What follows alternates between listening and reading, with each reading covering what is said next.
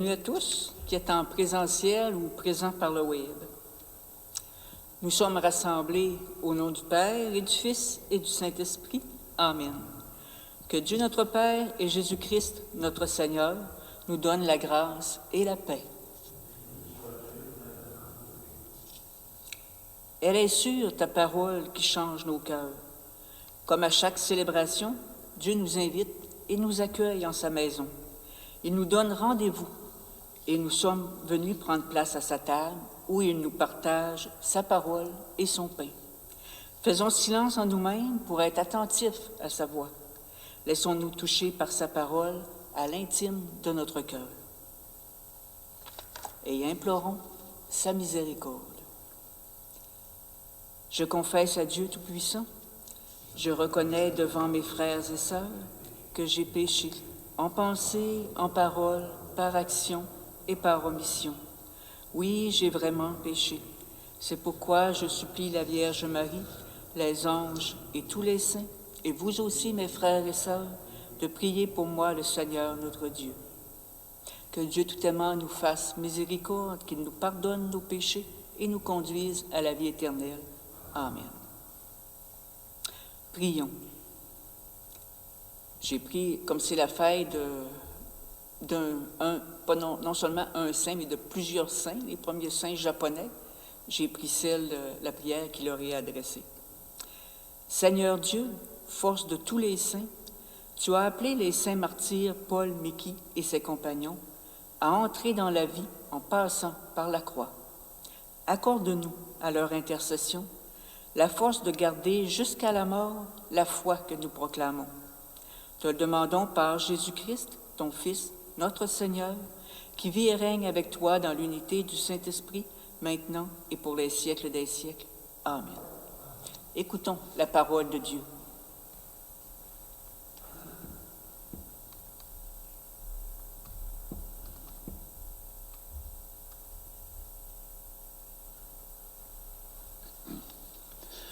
Lecture du premier livre des rois.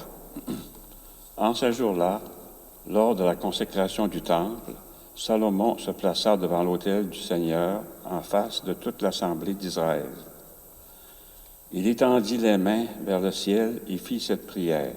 « Seigneur, Dieu d'Israël, il n'y a pas de Dieu comme toi, ni là-haut dans les cieux, ni sur la terre ici-bas. Car tu gardes ton alliance et ta fidélité envers tes serviteurs quand ils marchent devant toi de tout leur cœur. Est-ce que, vraiment, Dieu habiterait sur la terre? Les cieux et les hauteurs des cieux ne peuvent te contenir, encore moins cette maison que j'ai bâtie. Sois attentif à la prière et à la supplication de ton serviteur. Écoute, Seigneur mon Dieu, la prière et le cri qu'il lance aujourd'hui vers toi. Que tes yeux soient ouverts nuit et jour sur cette maison, sur ce lieu dont tu as dit, c'est ici que sera mon nom. Écoute donc la prière que ton serviteur fera en ce lieu. Écoute la supplication de ton serviteur et de ton peuple Israël lorsqu'ils prieront en ce lieu. Toi, dans les lieux où tu habites, écoute et pardonne. Parole du Seigneur. Nous rendons grâce à Dieu. Ensemble pour le psaume. De quel amour sont aimés tes demeures, Seigneur, Dieu de l'univers. Mon âme s'épuise à désirer les parvis du Seigneur. Mon cœur et ma chair sont un cri vers le Dieu vivant. De quel amour sont aimés tes demeures, Seigneur, Dieu de l'univers. L'oiseau lui-même s'est trouvé une maison, et l'hirondelle un nid pour abriter sa couvée. Tes autels, Seigneur de l'univers, mon roi et mon Dieu. De quel amour sont aimés tes demeures, Seigneur, Dieu de l'univers. Heureux les habitants de ta maison, ils pourront te chanter encore. Dieu, vois notre bouclier, regarde le visage de ton Messie. De quel amour sont aimés tes demeures, Seigneur, Dieu de l'univers. Oui, un jour, dans tes parvis, en vaut plus que 1000. J'ai choisi de me tenir sur le seuil dans la maison de mon Dieu. De quel amour sont aimés ta demeure, Seigneur, Dieu de l'univers. Acclamation à l'Évangile. Alléluia, Alléluia. Incline mon cœur vers tes exigences. Fais-moi la grâce de ta loi, Seigneur. Alléluia.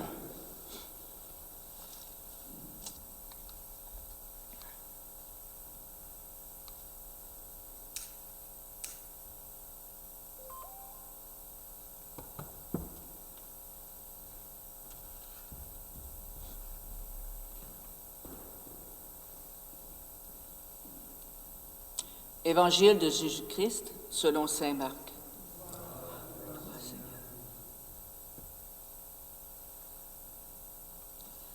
En ce temps-là, les pharisiens et quelques scribes venus de Jérusalem se réunissent auprès de Jésus et voient quelques-uns de ses disciples prendre leur repas avec des mains impures, c'est-à-dire non lavées.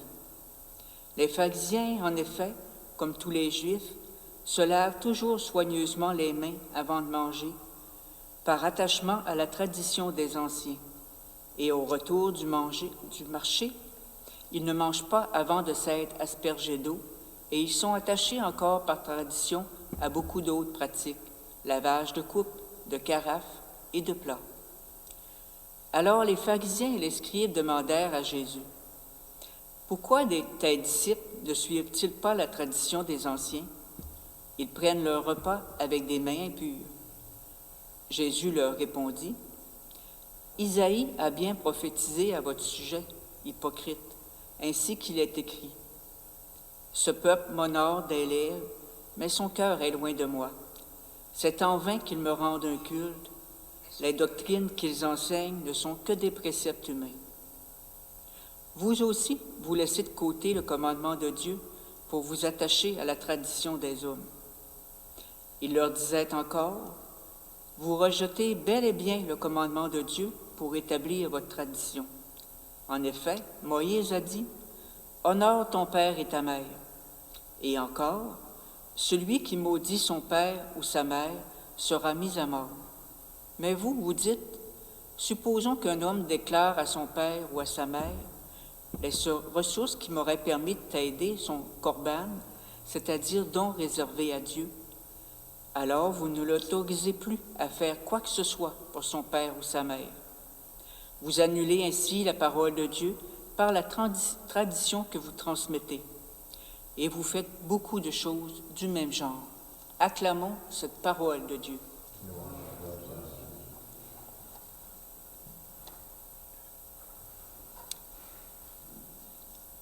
Les deux lectures de ce jour semblent bien loin l'une de l'autre. Dans la première, Salomon consacre au Seigneur le temple qu'il vient d'édifier. Il le supplie d'être sensible à la prière de son serviteur et de toutes les personnes qui viendront y prier. Dans l'Évangile, Jésus s'élève contre les chefs religieux qui détournent la loi de Dieu pour écraser le peuple. En réalité, ces deux lectures se rejoignent car elles mettent en évidence une opposition, le proche et le lointain. Quand il consacre le temple, Salomon a conscience qu'il est en train de rendre Dieu présent au milieu de son peuple. Bien sûr, il reste toujours le Seigneur qui habite dans les cieux, mais Salomon a obéi à une demande expresse. C'est ici que sera mon nom. C'est donc Dieu lui-même qui a voulu se faire proche des humains. Salomon ne peut que le reconnaître. Mais qu'en ont fait les gens? Nous voyons une partie de la réponse dans l'Évangile. Alors que Dieu voulait se faire proche, les chefs religieux ont éloigné le peuple en l'obligeant à suivre toutes sortes de prescriptions. D'une certaine façon, ils ont mis en échec le désir de Dieu d'être présent aux côtés des siens. Je pense que c'est quelque chose que nous avons à réfléchir, à méditer, quand on regarde dans les peut-être 50, 60 dernières années, tout ce qui s'est passé, tous les gens qui ont été baptisés, qui pourtant se sont éloignés de l'Église et souvent de Dieu en même temps. À quoi c'est dû? Je pense que le texte d'aujourd'hui peut nous faire réfléchir à ça. Le désir de Dieu est clair, il a créé les humains pour avoir quelqu'un avec qui parler face à face, un vis-à-vis. Mais c'est nous qui nous éloignons, pour toutes sortes de raisons. Nous ne croyons pas vraiment à ce désir de Dieu, ou bien nous voulons en faire plus et nous mettons l'accent sur ce que nous faisons plutôt que sur le mouvement du Seigneur envers nous. Comme si nous ne pouvions pas nous laisser aimer en toute confiance. Amen.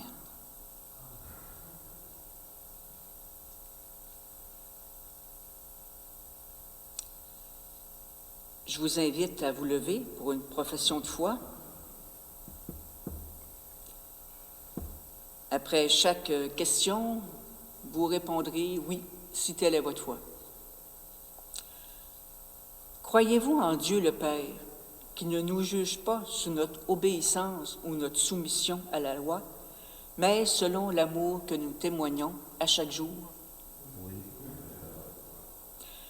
Croyez-vous en Jésus-Christ, qui, sans ôter un seul iota de la loi, la met au service de l'homme, de la femme, et qui nous libère de toute obligation ou interdiction oppressante? Croyez-vous en l'Esprit qui fait de nous des vivants, des vivantes, et de communique sa force pour que nous vivions selon la seule loi, celle de l'amour? Croyez-vous à l'Église lorsqu'elle nous permet de discerner le visage de Jésus et nous aide à devenir pratiquantes de son commandement d'amour? Telle est notre foi, telle est la foi de l'Église que nous sommes fiers de proclamer dans le Christ Jésus, notre Seigneur. Amen. Alors le Seigneur ne cesse de venir vers nous, nous demandant de l'accueillir, d'être avec lui, d'être son vis-à-vis. Répondons à son désir en priant avec les mots que Jésus nous a appris. Notre Père qui es aux cieux, que ton nom soit sanctifié, que ton règne vienne, que ta volonté soit faite sur la terre comme au ciel. Donne-nous aujourd'hui notre pain de ce jour.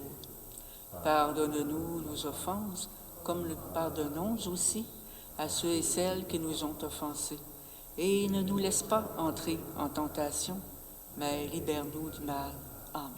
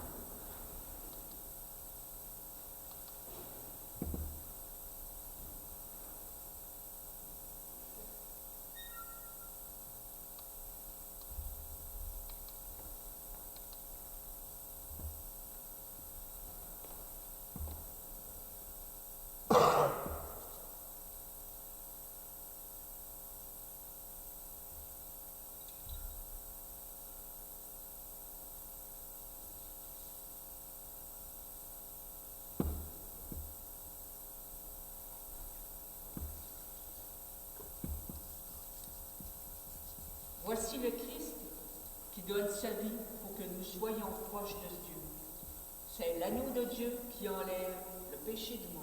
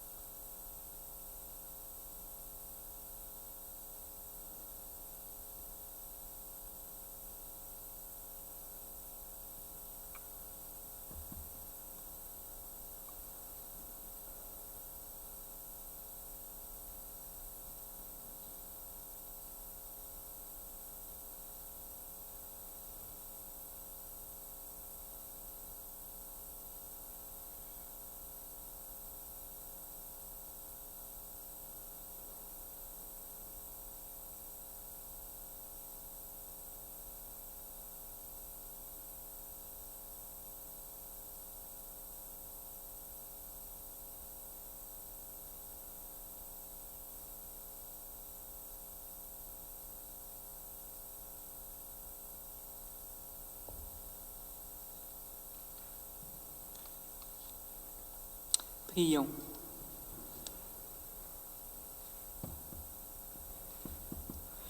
Béni sois-tu, Seigneur, pour ta parole que nous avons accueillie et pour le pain que nous avons partagé. Nous te prions de nous savoir mettre en application ces mots que nous venons d'écouter. En ouvrant nos cœurs à ta lumière, nous pourrons accomplir la loi d'amour que ton Fils Jésus nous a révélée, lui qui est vivant avec toi et le Saint-Esprit maintenant et pour les siècles des siècles. Amen. Que Dieu nous bénisse au nom du Père et du Fils et du Saint-Esprit. Amen.